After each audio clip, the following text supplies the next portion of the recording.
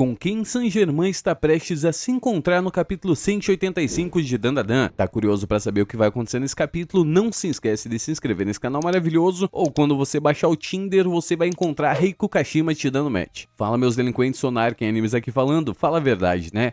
Você nunca gostou tanto de segunda-feira igual gosta agora por causa do Yuki no Butatsu. Eu sei, a gente aqui do canal Sonarken Animes pensamos exatamente igual. Gostamos de segunda-feira, detestamos terça-feira e odiamos quinta. Quinta sacata, é claro. Então, sem mais enrolação, vamos direto pro conteúdo do vídeo. O capítulo 185 de Dandadan, ele vai muito de acordo com as informações passadas que a gente possui dessa obra maravilhosa. E é bom sempre lembrar um pouquinho mais de Dandadan para encaixar certinho as informações que a gente tem disponível, né?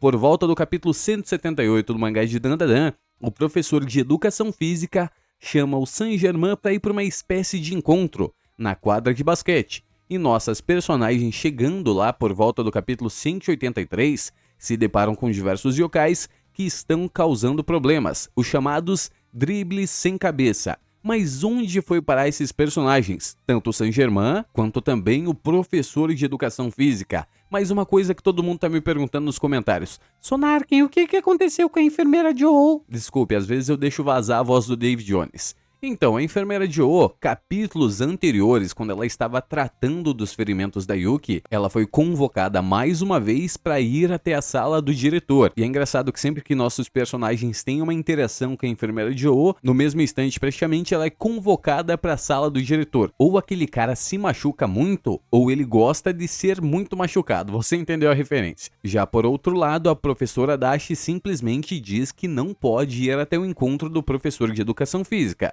Só que uma coisa me chamou muita atenção nesse convite, mesmo ela tendo recusado, aparece um balão de fala no painel dela dizendo: você não vai querer perder. Todo mundo sabe o que acontece com as pessoas que são derrotadas em Dandadan. E é muito estranho esse balão de fala não ter indicação de qual personagem falou. E lembrando a todos vocês, ele convidou mais pessoas para fazer parte daquele encontro.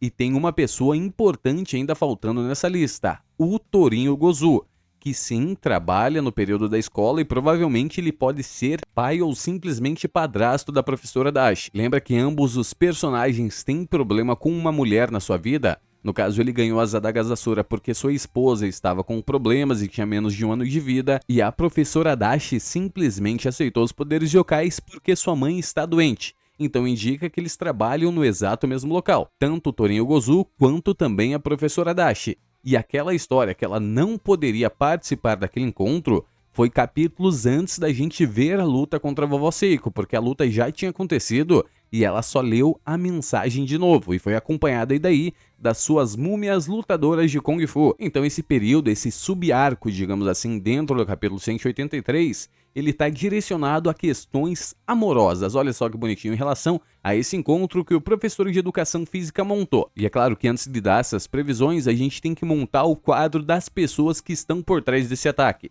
Primeira pessoa, Sanjomi, foi a pessoa que aceitou e a segunda convidada pelo professor de educação física. O professor de educação física, provavelmente a professora Dashi vai surgir no meio disto, e a possibilidade da rival da vovó Seiko aparecer mais uma vez, a nossa enfermeira Joe, que é claro poderia não aparecer como uma inimiga, e também o diretor da escola, que ele ainda é muito misterioso. E a gente não pode esquecer também daquele personagem que sempre invade a enfermaria, chamando a enfermeira Joe para ir até a sala do diretor. Não podemos esquecer, é claro, da alienígena com traje do xenomorfo e o Haze que está lá fora dando um cacete no Ocaron. E a gente infelizmente ignorou uma das coisas que mais o Sanjomi faz, que é roubar o poder dos outros e algumas vezes manipular as pessoas. E para fazer isso ele precisa derrotar a pessoa de alguma forma ou simplesmente convencer ela que ela precisa de algo e ele tem o poder para dar para ela conseguir essas coisas. E como ele enganou o professor de educação física para fazer se aliar ao time dele, foi simplesmente vencendo ele num jogo de basquete. Seria muito possível, e aí após isso ele convenceu ele a receber os poderes dos dribblers sem cabeça, ou é claro, oferecendo a mãozinha da professora Dashi. Mas um dos diálogos interessantes que aconteceu no capítulo 179 foi que o professor de educação física disse: Sanjomi Sensei, você viu a Adachi Sensei por aí? E aí ele se lembra, a gente planejou um rolê pra depois. Se simplesmente capítulos seguintes a professora Adachi acaba recusando essa oferta dele. Então a gente precisa saber quem está por trás desse convite. O professor, ele provavelmente não faria isso convidando todo mundo. Foi alguma indicação de alguma pessoa, é claro, que convidou todos que têm os poderes yokais para estarem no mesmo local completamente isolados. Agora, quem é mente por trás disso pode ser o diretor, pode ser a Vovó Turbo, pode ser também a organização por trás do Payazi e do Kashimoto, querendo finalmente pegar quem roubou as adagas Asuras. Isso ia ser do caralho, porque simplesmente apareceria diversos caçadores yokais e teria um motivo plausível para derrotar o Okarun e com certeza evitar uma morte possível do personagem e aí então dar início a um arco de treinamento se ele conhecer alguém, ou possivelmente após isso, é claro, sem utilizar a maneira mais simples de proteger o Okarun, que seria do nada utilizar a Vovó Turbo. Mas, começando as previsões do que vai acontecer provavelmente no capítulo 185 do mangá de Dandadan, ele vai começar exatamente com o mesmo quadro que encerrou nos capítulos anteriores. Vai ser um capítulo absolutamente focado na Rin e também na Aira, tá? Não teremos outros personagens além desses e os inimigos que elas estão enfrentando e eu já explico por quê. O capítulo vai começar com os mesmos quadros dos capítulos anteriores, aquele quadro em que Aira se levanta dizendo que é líder e a gente possivelmente vai ter uma acentuação nas costas dela ferida que tá dando dificuldades para ela lutar. Enquanto Rin luta, provavelmente ela vai ter dificuldade de controlar os seus poderes, prejudicando a Aira em alguns momentos do combate, até porque ela não consegue calcular bem aonde é direcionado seu poder de ataque.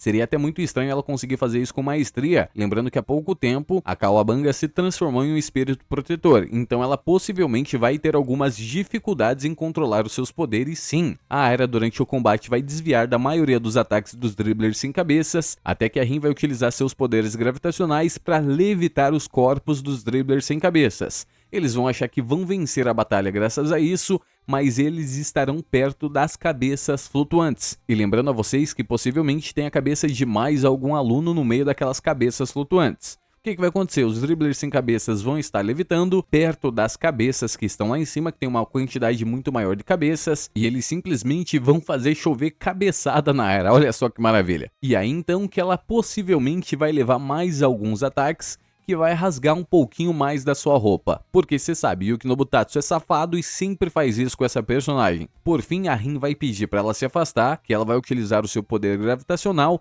e não conseguirá controlar aonde ele vai ser direcionado. E enquanto ela lida com os dribblers sem cabeça, simplesmente a Aira vai procurar por todas as salas que tem próxima do ginásio, possivelmente encontrando o usuário dessa técnica somente após ele tentar se esconder e sair das arquibancadas ou de alguma sala que ele está, ou até mesmo entrar no vestiário feminino. Imagine só a piadinha do Yuki Nobutatsu. Ei, grandalhão, aí é o vestiário feminino. Ou esperem coisas como, você achou que com esse tamanho todo eu não ia te ver? A Aira então vai pra cima do inimigo, ele lança vários dribblers sem cabeça em direção a ela, e com certeza nesse quadro que era pra ser uma conclusão, vai ter um corte voltando provavelmente pra Rin, ou mostrando o nosso protagonista Okarun completamente derrotado, se ele for aparecer nesse episódio, coisa que com certeza é muito improvável. Talvez Yuki Nobutatsu utilize um painel mostrando ele pra gente ficar com um pouquinho mais de hype. A cena vai voltar pra Rin utilizando seus poderes gravitacional um pouco melhor e contendo todos os dribblers sem cabeça, só que com muita dificuldade,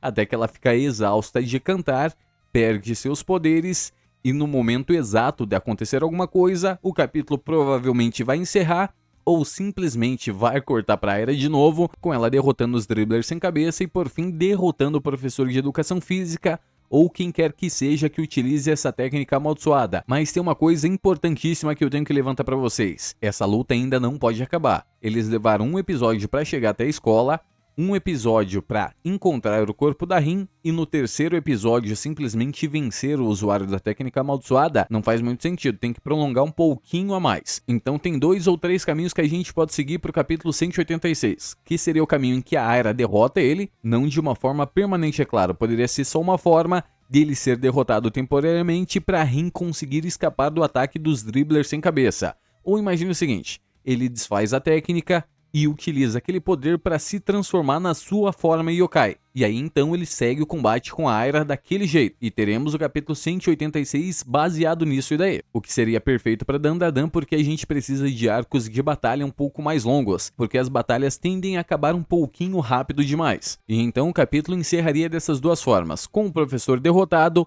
ou simplesmente com ele se transformando em um inimigo muito mais forte, o que é muito mais provável também. E também existe a possibilidade, é claro, da gente ver silhuetas de pessoas desconhecidas, e não teria por que esconder os professores que a gente sempre conhece. Então possivelmente pode ser alguém da associação anti-yokai, ou já dando um nome para essa associação, poderia ser simplesmente Illuminates. No mais é isso, muito obrigado a todos vocês que chegaram até aqui, não se esqueça de se inscrever nesse canal maravilhoso, e deixe para mim nos comentários, o que você acha que vai acontecer no capítulo 185? Faz sentido isso que eu te falei? O Karun, lembrando para vocês, ele ainda não pode aparecer, porque ele não tem menor chances de vencer aquela batalha. Eu já não acho bom queimar a história relacionada ao Karun agora. Espera um pouquinho, deixa ele cozinhando lá, japonês safado, porque se você for salvar ele com a associação ou com a alienígena, é melhor deixar ele apanhando em off. Só corta para quando ele estiver todo estrupiado no chão. Coisas que também acontecerão tanto com a Rin, com a Aira e a Yukishiro. É só esperar mais uns capítulos que com certeza Yuki no Butatsu vai surpreender todo mundo. No mais é isso e sonar quem diz. Tchau. Cadê meu trailer, Crunchyroll?